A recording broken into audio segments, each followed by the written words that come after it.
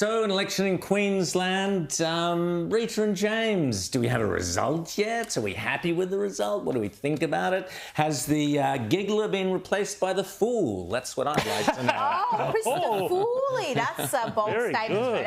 Well, we do. We have a change in government, but something smiley, he's not smiling anymore, Stephen Miles, is refusing to admit. So he had the most bizarre speech last night where he didn't congratulate the Liberal National Party. He seemed to have zero regrets about Labor's terms in office, and he didn't concede defeat, even though defeat looked certain. So I mean, he could have waited 10 minutes. So, James, is he an election denier, perhaps? Oh, no. Maybe he's refusing to question, accept the results. All hell might break loose. Yeah, James. well, look, I mean, what we saw there last night was like school on Sunday, no class. You know, it was just a terrible performance by Stephen Miles, but only matched by the election result. But, you know, you've got to look at this here. This was supposed to be a big blowout for the Libs, for the LNP party. It wasn't. Let's be really clear about that. When you mean a blowout, you mean it was going to be a huge success for them? Huge success, yeah, that's what I mean.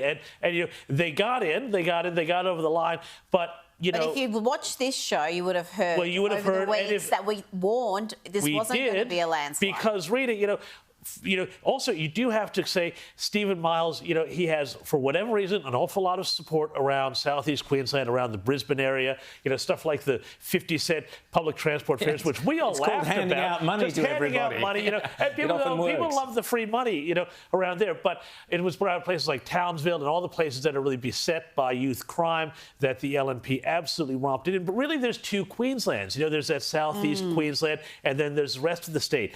This, you know, obviously there's a lot of federal implications for this. Number one, I think it is great news just for the country, even if it is great news for Anthony Albanese. It's also great news for the country that the Greens don't seem to have gotten a single seat. They were hoping to get 4. They've lost. Yeah, they've lost 2. They were hoping to pick up 2 more and get to 4. They got nada. They got nothing. They got bupkis. So that's great. That's good news for the country. Albanese will be smiling about that too, because he's constantly let's talk about that in a second, but I just want to quickly play Miles here, part of that speech last night.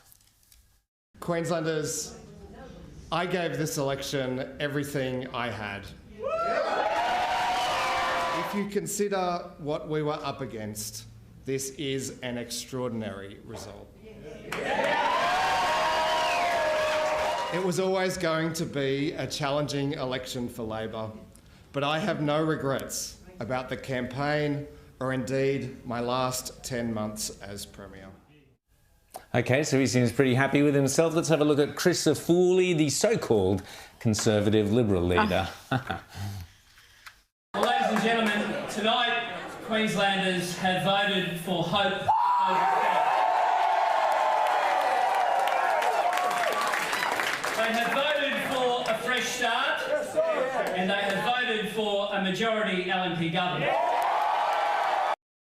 So let's not forget, James and Rita, that this is the character who was for a treaty, then maybe against a treaty. I lost track of where he stood on those things. This is, Rita, something we've talked about a lot, and James, the fake Conservative Liberal Party leaders at a state level who have led another disappointing result. They don't get great results, these characters, Rita. Well, they're not conviction politicians, and you could characterise this victory as really a defeat of Labor. The Queenslanders were sick of consecutive Labor terms. They were sick of what was happening with crime, cost of living, the energy policy, and they've given the other side a go. It happens.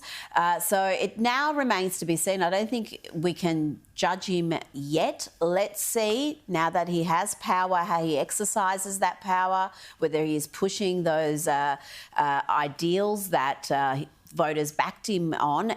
And let's see where he stands on the crucial issue of nuclear energy, because he has been obstructionist when it comes to that for Peter Dutton, for the coalition federally. James? Now that he's in power, let's hope that we actually see some sense. But when have we seen this? When do we ever see this? If they don't perform in opposition, they don't perform in the position. Well, yeah, you know, the thing is that they keep taking these sort of left-wing populist views. You know, they keep sort of trying to fend that off. They keep trying to the great problem with these leaders, and we see this in New South Wales, we see this in other states too, is that we have these leaders who go and they try to get votes from people who will never vote for them because they're not Liberals, they're not Conservatives, and they will vote for the Labor or Greens alternative every day of the week rather than offering a real difference. And that's why I think we've got this real problem in this country where, you know, with the exception, I think, of Peter Dutton on a federal level, on a state level, it's very much this kind of uni-party type of situation where, you know, look at Mark Speakman here in New South Wales. I'm sure, Rita, you could talk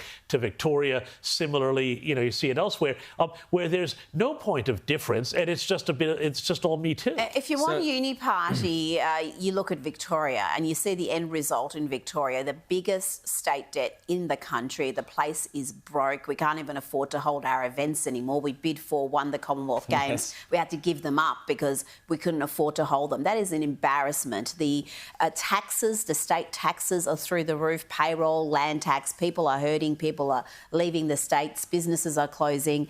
And that's what happens when you've got a uni-party, because people don't actually have a choice. And you look at the coalition at the last state election, that Victoria, really, how were they any different? They had the same radical gender policies, they had the same energy policies. In fact, they signed up to state Labor's emission targets, which are even higher than the federal Labor targets. In a nutshell. They wanted a treaty. They want every single policy area, except for getting rid of a road that's being built.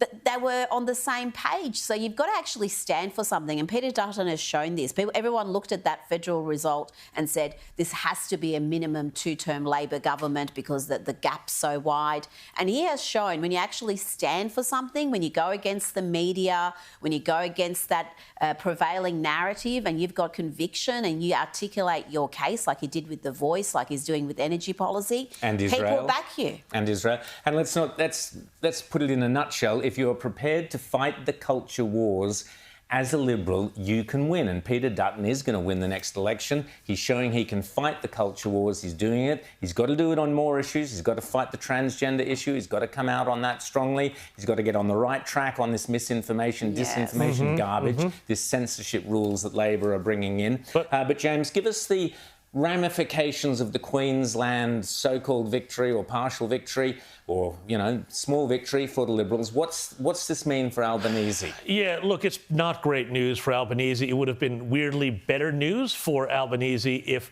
the Liberals had a really huge blowout, because Queenslanders do tend to split that vote. One thing, though, that I think, just to go back to your point about Peter Dutton, Rowan, is that, you know, we are now at this point now where we see Peter Dutton has been playing the long game and Anthony Albanese plays the news cycle. And I think we are starting to see that pay dividends. We're starting to see that with the news poll, you know, 50-50, with all the polls now really pretty much split. It's not enough for Peter Dutton to form a majority government at this point. But boy, Anthony Albanese is just slowly but surely losing altitude week by week. And I think that's because the Dutton focus, his strategy, his temperament, I think, is to think about this as a long-term marathon, whereas I think, you know, Albanese gets very panicky personally and starts trying to just run through each news cycle. And I think that's what we were saying before. It's about having conviction. When you're just playing the news cycle, when you're just trying to get a win on the board that week and make you actually get yourself into this sort of strife when you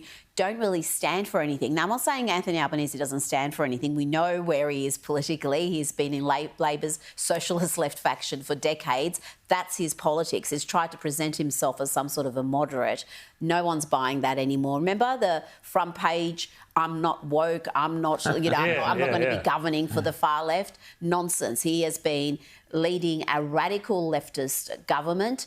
And at some point, that's going to cost him, and I think it's already beginning to show. Labor only hold 5 of the 30 federal seats in Queensland. He'll be wanting to increase that, obviously, but looking at this result overnight, that's in doubt. Yeah, absolutely. Well, the lesson for Peter Dutton from all this is go in on these cultural issues and you can win big. Win big is what we need for this country.